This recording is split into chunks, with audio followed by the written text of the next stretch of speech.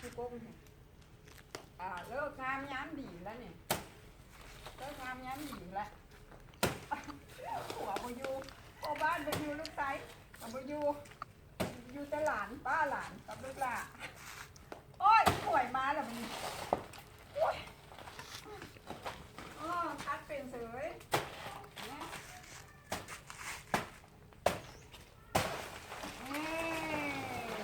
มาลงเดี๋ยวป้าจับแม่มากล้วยตัวมันซุกนะตัด